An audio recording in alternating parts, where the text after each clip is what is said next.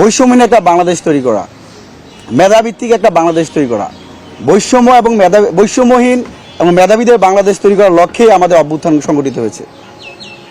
আমরা চেয়েছিলাম বৈষম্যহীন একটা রাষ্ট্র, কিন্তু আমরা এখন পেয়েছি একটা প্রশ্ন ফাঁসের একটা বাংলাদেশ। 2 সহস্রাধিক শহীদের রক্তের সাথে বেইমানি করার শামিল। যেখানে আমরা মেধার মূল্যায়ন চেয়েছি, সেখানে আমরা প্রশ্ন ফাঁসের মধ্য দিয়ে মেধাবীদেরকে আজকে আত্মহত্যার দিকে ধাবিত করছি।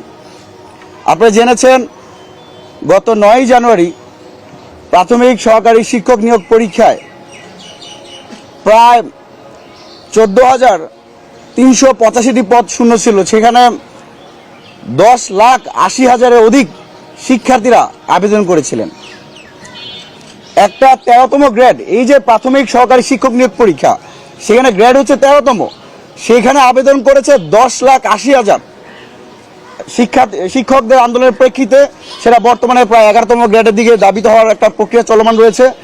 এমন একটা বাস্তবতা আমরা দেখতে পেয়েছি, সেখানে গাইবান্ধাতে, শুধুমাত্র গাইবান্ধাতেই 52 জনকে আমরা প্রশ্ন ফাঁস এবং ডিজিটাল জালিয়াতি যে ইলেকট্রনিক্স ডিভাইস আছে সেগুলোকে আমরা 52 জনকে গ্রেপ্তার হতে দেখতে পেয়েছি। একই সাথে জামালপুরে 4 জন, নওগাঁতে 9 জন, কুড়িগ্রামে 11 জন, দিনাজপুরে 16 জন, রংপুরে 2 জন, টাঙ্গাইলে 5 জন, ঠাকুরগাঁয়ে 11 জন সহ পুরো বাংলাদেশে প্রশ্ন ফাঁস এবং ডিজিটাল ডিভাইস জালিয়াতির একটা মহাযজ্ঞ উৎসবে রূপান্তরিত হয়েছে। আমরা ছাত্র সমাজের পক্ষ থেকে তীব্র নিন্দা এবং প্রতিবাদ জানাচ্ছি। তবে আশ্চর্যের বিষয় আমরা দেখতে পাই, এবারও আমরা এর আগে বিসিএস পরীক্ষার প্রশ্নফাঁস যখন হয়েছে তখন আপনারা অনেকেই জানেন, সেই পিএসসির একজন চেয়ারম্যানের ড্রাইভার আবেদ আলীর কথা আপনাদের নিশ্চয়ই মনে আছে। এবারও ঠিক প্রাইমারি সহকারী শিক্ষক নিয়োগ পরীক্ষার প্রশ্ন আসে, অন্তর্বর্তীকালীন সরকারের বর্তমান বিশেষ সহকারী যিনি ঐক্যমত কমিশনের দায়িত্বে ছিলেন, সে আলী রিয়াজের সাবেক ড্রাইভার মাহবুব এই ডিজিটাল ডিভাইস সহ প্রশ্নফাঁস হত্যার সাথে জড়িত। আমরা প্রশ্ন করতে চাই, প্রতিবারই এই যে একজন ড্রাইভারের পক্ষে কি সম্ভব প্রশ্ন কোথায় আছে সেখান থেকে প্রশ্ন ফাঁস করা? আমরা আবিদ আলীদেরকে গ্রেপ্তার হতে দেখি, কিন্তু সেই পিএসসির চেয়ারম্যানকে কিন্তু আমরা গ্রেপ্তার হতে দেখতে পাই নাই। আমরা সন্দেহ করছি, সংশয় করছি, এই যে এবারও যে ড্রাইভার মাহবুবকে গ্রেপ্তার করা হয়েছে, তার সাথে প্রধান উপদেষ্টার বিশেষ সহকারী বা উপদেষ্টাদের উচ্চ পর্যায়ে কারা জড়িত আছে তা খতিয়ে বের করতে হবে। ছোটখাটো কাউকে ধরেই রুই কাতলদেরকে আমরা দূরে রাখতে পারি না, যার ধরুন বাংলাদেশে প্রতিনিয়তই প্রশ্ন ফাঁস হচ্ছে। আমরা আজকের এই সংবাদ সম্মেলন থেকে যেই হারে প্রশ্ন ফাঁস হয়েছে, এই পরীক্ষা দিয়ে যারা শিক্ষক হবে তারা কোনোভাবেই শিক্ষার্থী বান্ধব একটা সমাজ বিনির্মাণ তারা করতে পারবে না। আমরা মনে করি তদন্তপূর্বক গত 9 জানুয়ারি প্রাথমিক সহকারী শিক্ষক নিয়োগ পরীক্ষা যে অনুষ্ঠিত হয়েছে সেই পরীক্ষা বাতিল করতে হবে। বাতিল করে পরবর্তীতে সরকারের সুবিধা মতো সময় তারা যেন সেই পরীক্ষার আবার নির্ধারণ করতে পারে। একই সাথে আমরা কিছু বিষয় আরও কথা বলতে চাই। এই যে প্রশ্নফাঁস চক্র এবং ডিজিটাল দুর্নীতির সাথে যারা জড়িত তাদেরকে সর্বোচ্চ শাস্তির আওতায় আনতে হবে। বিগত সময়ে যারাই গ্রেপ্তার হয়েছে, আবেদ আলীর কথা আমরা শুনেছি, সে 2011 সালে কিন্তু গ্রেপ্তার হয়েছিল, পরবর্তীতে আবার তাকে ছেড়ে দেওয়া হয়। আমরা মনে করি প্রশ্নফাঁস রোধ করতে হলে, বিশেষ করে যেহেতু গতকাল এমসিকিউ পরীক্ষা ছিল, আমরা সরকারের প্রতি প্রস্তাবনা রাখতে চাই এমসিকিউ পরীক্ষা বাদ দিয়ে লিখিত বা রচনামূলক পরীক্ষা অন্তর্ভুক্ত করা যায় কিনা। যদি রচনামূলক পরীক্ষা অন্তর্ভুক্ত করা হয় তাহলে এখন যে হারে প্রশ্নফাঁস হচ্ছে সেই প্রশ্নফাঁস হওয়ার সম্ভাবনা অনেকটাই কমে আসবে। আমরা জানি যে শিক্ষার্থীদের দাবির প্রেক্ষিতে প্রশ্নফাঁসের যে মহাযজ্ঞ উৎসব তৈরি হয় তারই ধারাবাহিকতা কিন্তু 2 ধাপে পরীক্ষা হচ্ছে। যে 14 লাখ আবেদনকারী আছে তাদের 2 ধাপে অনুষ্ঠিত হওয়ার কথা। গত 9 জানুয়ারি 7 লাখ শিক্ষক পরীক্ষার জন্য আবেদন করেছে এবং আগামীতে একটা ডেট এখনো দেওয়া হয় নাই, সেখানে প্রায় 3 লাখ।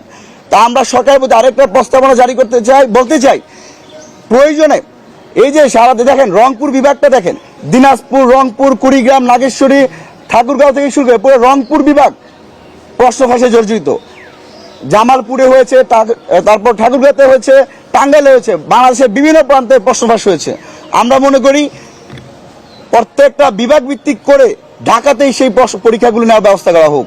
প্রয়োজনে 1 সপ্তাহ বা 5 দিন বা 10 দিনের ব্যবধানে 2-3টা বিভাগকে একসাথে করে এখন যেহেতু 2 ধাপে করা হচ্ছে, সেই ধাপটা বাড়িয়ে দিয়ে অন্তত 5 ধাপের মধ্য দিয়ে পরীক্ষাটা অনুষ্ঠিত করলে আমরা মনে করি সেই প্রশ্ন ফাঁসের জায়গা থেকে অনেকটাই আমরা রোধ করতে পারবো। একই সাথে আমি প্রাথমিক শিক্ষা উপদেষ্টাকে আহ্বান করব, কোনো নয় ছয় না করে ডিজি থেকে শুরু করে যারাই এই প্রশ্ন ফাঁসের সাথে জড়িত তাদের বিরুদ্ধে ব্যবস্থা গ্রহণ করুন এবং অনতিবিলম্বে এই পরীক্ষা বাতিল বলে ঘোষণা করুন। একই সাথে আজকে আমরা যেই পরিস্থিতিতে দাঁড়িয়েছি, আপনারা জানেন আমাদের জুলাই আন্দোলনের অন্যতম মহানায়ক, বাংলাদেশের স্বাধীনতার সার্বভৌমত্বের প্রতীক, যিনি ভারতীয় আগ্রাসন এবং আধিপত্যবাদ বিরোধী লড়াই করতে গিয়ে গত 12ই ডিসেম্বর প্রকাশ্যে দিবালোকে রাজধানীর বিজয়নগরে সন্ত্রাসীদের দ্বারা গুলির শিকার হয়ে পরবর্তীতে শহীদ হয়েছেন শহীদ ওসমান হাদির হত্যাকারীদেরকে আমরা গত 1 মাসের মধ্যে তাদেরকে বিচারের সম্মুখীন করতে পারি নাই। আমরা শেখ হাসিনার সময় গুম খুন ক্রসফায়ার বিচারবহিত হত্যা দেখতে পেয়েছি। একইভাবে আমরা এখনো বাংলাদেশে অন্তর্বর্তীকালীন সরকারের অধীনে আমরা একটা বিচারহীনতার সংস্কৃতি দেখতে পাচ্ছি, যেখানে পুরো বাংলাদেশকে ওসমান হাদি একত্রিত করেছিল। সেখানে সে খুব আকুতি করেছিল, আমাকে যদি গুলি করা হয়, আমাকে যদি হত্যা করা হয়, আপনারা অন্তত আমার বিচারটুকু করবেন। সে আফসোস এবং হতাশা নিয়ে আমরা এখনো তার বিচারটুকু পাচ্ছি না। আমরা দেখতে পেয়েছিলাম এই যে ত্রয়োদশ জাতীয় সংসদ নির্বাচন অনুষ্ঠিত হবে, যেখানে প্রধান নির্বাচন কমিশনার বলেছিলেন ওসমান হাদিকে গুলি করা একটা বিচ্ছিন্ন ঘটনা। আদৌতে কি ওসমান হাদিকে গুলি করা একটা বিচ্ছিন্ন ঘটনা ছিল? পুরো বাংলাদেশে প্রধান উপদেষ্টা থেকে শুরু করে প্রধান বিচারপতি, 3 বাহিনীর প্রধান, উপদেষ্টা পরিষদ, সকল রাজনৈতিক দলকে একসাথে শরীফ ওসমান হাদি একত্রিত করেছিল। কিন্তু অত্যন্ত লজ্জার বিষয়, গত 1 মাস হতে গেলেও আমরা এখনো ওসমান হাদির প্রধান আসামি ফয়সাল করিম মাসুদকে এখনো বাংলাদেশে আনতে পারি নাই। এই যে আইন শৃঙ্খলার চরম অবনতি, বাংলাদেশ সরকারের নতজানু পররাষ্ট্রনীতি, আমরা শেখ হাসিনাকে অনেক গালমন্দ করেছি, শেখ হাসিনার পররাষ্ট্রনীতিকে আমরা অনেক বেশি প্রশ্নবিদ্ধ করেছি। এখন কি আমরা সেই গার্ডস মেরুদণ্ডওয়ালা পররাষ্ট্র উপদেষ্টাকে আমরা পেয়েছি? শেখ হাসিনাকে আমরা 1.5 বছরে বাংলাদেশে আনতে পারি নাই। শেখ হাসিনার চেয়েও কি ফয়সাল করিম মাসুদ শক্তিশালী হয়ে গেছে? বাংলাদেশের সাথে কি ভারতের সম্পর্ক নাই? বাংলাদেশের সাথে তো ভারতের কূটনৈতিক সম্পর্ক আছে। বাংলাদেশের একজন টপ টেরোরিস্ট বলা যায়, শীর্ষ সন্ত্রাসী বলা যায়, তাকে ভারত আশ্রয় দিয়েছে। কিন্তু বাংলাদেশের মেরুদণ্ডহীন প্রশাসন, প্রধান উপদেষ্টা থেকে শুরু করে পররাষ্ট্র উপদেষ্টা কেউ কথা বলছে না। এর চেয়ে লজ্জার আর উদ্বেগের কিছু হতে পারে না। আমরা আজকের এই ছাত্র অধিকার পরিষদের সংবাদ সম্মেলন থেকে আবারও জোরালো আহ্বান জানাই, শরীফ ওসমান হাদি হত্যার সাথে জড়িত ফয়সাল করিম মাসুদকে বাংলাদেশে নিয়ে এসে বিচারের মুখোমুখি করা হোক। একই সাথে আমরা দেখতে পেয়েছি গত 2 দিন আগে বাংলাদেশের বাংলাদেশে এখন যাকে প্রধান রাজনৈতিক দল বলা হয়, যারা আগামীতে বাংলাদেশের রাষ্ট্র ক্ষমতা পরিচালনা করবে বলে তাদের নেতা কর্মীরা বলে, সেই দলের একজন স্বেচ্ছাসেবক দলের একজন নেতাকে গুলি করে হত্যা করা হলো। তারপর আমরা সেই দলের বিএনপির স্থায়ী কমিটির সদস্য জনাব সালাউদ্দিন আহমেদ বললেন একটা বিচ্ছিন্ন ঘটনা। আমাদের খুবই উদ্বেগ লাগে, লজ্জাজনক একটা পরিস্থিতি যে একটা দলের নেতা তার কর্মীকে হত্যা করেছে, সেই হত্যাকে তারা বলা হয় বিচ্ছিন্ন ঘটনা। তাহলে এই যে নেতা দ্বারা আমরা আগামীতে যারা প্রশাসন, যারা সেবক হইতে চায়, যারা জনপ্রতিনিধিত্ব করতে চায়, তারা কি জনগণের সেবা, জনগণের দুঃখ কষ্ট বুঝবে কিনা আমরা সংশয় প্রকাশ করছি। একজন রাজনৈতিক দলের এই নেতার বক্তব্যকে আমরা খুবই উদ্বেগের সাথে দেখতে পাচ্ছি। পাশাপাশি যে সকল হত্যাকাণ্ড করছে আমরা দেখতে পেয়েছি, আমরা ছাত্র অধিকার পরিষদের পক্ষ থেকে এদের জনগণের যে দাবি ছিল, বর্তমান যে অপদার্থ মেরুদণ্ডহীন একটা স্বরাষ্ট্র উপদেষ্টা রয়েছে তাকে অপসারণ করতে হবে। কিন্তু যে সকল রাজনৈতিক দল তার দ্বারা সুবিধা পেয়েছে, বিভিন্ন জায়গায় এসপি ওসি নিয়োগ করেছে, তারা তাদের রাজনৈতিক সুবিধার কারণে একটা অর্থবহ আইন শৃঙ্খলার চরম অবনতির দায়ে যে জড়িত, সেই স্বরাষ্ট্র উপদেষ্টাকে পদত্যাগ করতে দিচ্ছে না। এই যে রাজনীতি, পুরো বাংলাদেশের মানুষের জীবন আজকে বাংলাদেশ আজকে একটা মৃত্যু নগরীতে পরিণত হয়েছে। ঢাকা শহর যেন মৃত্যু নগরীতে পরিণত হয়েছে। আপনারা আজকে মোহাম্মদপুরে যান, সে রামদা হকি স্টিক চাপাতি দিয়ে কোপানো হয়। আজকে যে কোনো শপিং মলে যান, সেখানে প্রকাশ্যে দিবালোকে মানুষকে গুলি করে হত্যা করা হয়। একজন নাগরিকের স্বাভাবিক যে নিরাপত্তা, সেই নিরাপত্তা কিন্তু এই অন্তর্বর্তীকালীন সরকার দিতে ব্যর্থ হয়েছে। আমরা আজকে এই সংবাদ সম্মেলনে আবারও প্রধান উপদেষ্টা কর্ণ করে যেন পৌঁছায় আমরা বলতে চাই, এই অর্থবহ মেরুদণ্ডহীন স্বরাষ্ট্র উপদেষ্টাকে পদত্যাগ করে জনগণের যে নাবিশ্বাস, জনগণের যে জানমালের নিরাপত্তাহীনতা ভুগছে, সেই নিরাপত্তাহীনতা হলে কিছুটাও কমান। পাশাপাশি আরেকটি কথা না বললেই নয়, আমরা দেখতে পেয়েছি গতকালকে বিএনপির চেয়ারপারসনের উপদেষ্টা চাঁপাইনবাবগঞ্জ 3 আসনের এমপি পদপ্রার্থী হারুনুর রশিদ তিনি একটি বক্তব্য দিয়েছেন, আওয়ামী লীগের নেতা কর্মীদেরকে গ্রেপ্তার করলে তিনি নাকি থানাও ঘেরাও করবেন। আমি পাশাপাশি আরও বিএনপি কিছু নেতা কর্মীদের বক্তব্য শুনতে পাচ্ছি এরকম। আমি হারুনুর রশিদ সহ সেই সকল নেতা কর্মীদের উদ্দেশ্যে বলতে চাই, এই যে আওয়ামী লীগ, এই আওয়ামী লীগের কারণে আপনাদের ভাষ্যমতো আগামী রাষ্ট্রনায়ক জনাব তারেক রহমান বাংলাদেশে থাকতে পারে নাই। এই আওয়ামী লীগের কারণে 2023 সালে 28 অক্টোবর পরবর্তী সময় আপনাদেরকে বন জঙ্গলে থাকতে হয়েছে।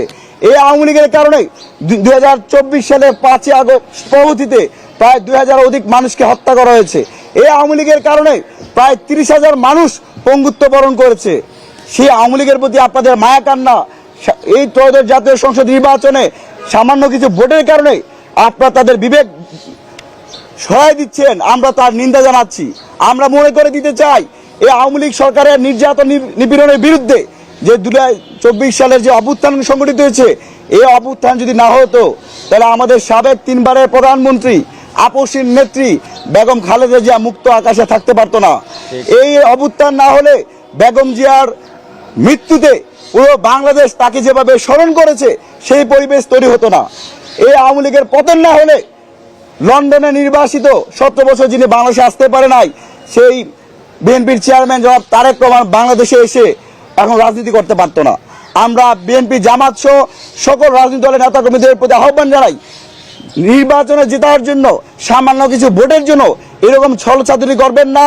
ছাত্র সমাজ কিন্তু আপনাদেরকে কোনোভাবেই মেনে নেবে না। এই শহীদ পরিবারগুলো আর্তনাদ আপনাদের কানে যদি পৌঁছায়, তাহলে ভোটের কারণে আপনারা আওয়ামী লীগের প্রতি আপনারা মায়া দেখাতে পারেন না। সর্বশেষ আজকে এই সংবাদ সম্মেলন থেকে আমরা যে সকল দাবিগুলো আবারও আপনাদেরকে বলছি, গত 9 জানুয়ারি প্রাথমিক সহকারী শিক্ষক নিয়োগ পরীক্ষায়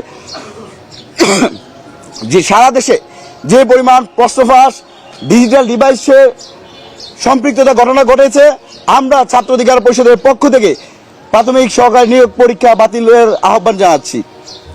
একই সাথে প্রশ্ন ফাঁস এবং ডিভাইস দুর্নীতি জড়িতদের সর্বোচ্চ শাস্তির দেওয়ার জন্য আমরা আবেদন করছি। আমরা প্রস্তাবনা করছি প্রশ্ন ফাঁস রোধে প্রাথমিক সহকারী পরীক্ষায় এমসিকিউর পরিবর্তে রিটেন পরীক্ষার ব্যবস্থা নেওয়া। একই সাথে শহীদ ওসমান হাদি হত্যা, ঢাকা বিশ্ববিদ্যালয়ের শিক্ষার্থী সাম্য হত্যা, যুব স্বেচ্ছাসেবক দলের নেতা মোসাব্বের সহ যে সকল গুম খুন হত্যার ঘটনা ঘটেছে, প্রত্যেকটা হত্যা আমরা বিচারের দাবি জানাচ্ছি। সর্বশেষ ফেসিবাদী শাসনের শেখ হাসিনার সাথে সম্পৃক্ত জাতীয় পার্টির কোনো নেতাকর্মী যেন আগামী ত্রয়োদশ জাতীয় সংসদ নির্বাচনে অংশগ্রহণ করতে না পারে, সেই দাবি আমরা আবারও নির্বাচন কমিশন বরাবর জানাচ্ছি। ধন্যবাদ সবাইকে। ধন্যবাদ সবাই।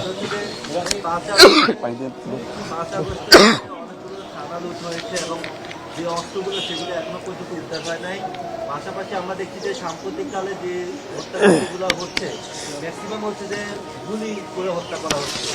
তাহলে আগামী যে ত্রয়োদশ জাতীয় সংসদ নির্বাচন অনুষ্ঠিত হবে, সেটা আসলে কতটুকু ফ্রি অ্যান্ড ফেয়ার হবে এবং নাশকতা মুক্ত হবে বলে আপনি মনে করেন? দেখুন, আমরা প্রধান উপদেষ্টা বলেছেন তিনি বাংলাদেশে এমন একটা বিরল একটা নির্বাচন দিতে চায় যে নির্বাচন ইতিহাসে লিপিবদ্ধ থাকবে। আমরা মনে করি বর্তমান যে আইন শৃঙ্খলা পরিস্থিতি, যেভাবে মানুষকে হত্যা করা হচ্ছে, এই ধারাবাহিকতা থাকলে আগামী ত্রয়োদশ জাতীয় সংসদ নির্বাচন গত 54 বছর ইতিহাসে সবচেয়ে বেশি হত্যা, সবচেয়ে বেশি সংঘর্ষপূর্ণ নির্বাচন হবে। এই পরিবেশ থেকে উত্তরণ করতে হলে মেরুদণ্ডহীন অপদার্থ স্বরাষ্ট্র উপদেষ্টার পদত্যাগের কোনো বিকল্প নাই। আর এক দ্বিতীয় যে বিষয়টি বলেছেন, আমরা দেখেছি যে অভ্যুত্থান পরবর্তী সময়ে বা অভ্যুত্থান চলাকালীন 5 আগস্ট পরবর্তীতে বিভিন্ন থানা থেকে অস্ত্র লুট হয়েছে। আমরা গত পরশুদিন যৌথ বাহিনীর অভিযানে দেখতে পেলাম একটা দলের নেতাকে সেই অস্ত্রের দায়ে তাকে গ্রেপ্তার করা হয়েছে। আমরা সেনাবাহিনীর প্রতি আহ্বান জানাই, যারা এখনো সেই অস্ত্র লুটের সাথে জড়িত, অস্ত্র লুটগুলো যারা উদ্ধার করতে পারে নাই, এই জন্য যে অপারেশনগুলো আরো জোরালোভাবে করা হয়। এর কারণে আমরাও মনে করি আপনাদের মতো করে যে গুলি করে হত্যা করা, এত পরিমাণ অস্ত্র থানা থেকে লুট হয়েছে, সেই লুট করা অস্ত্রের মধ্যে দিয়েই আজকে মানুষকে হত্যা করা হচ্ছে।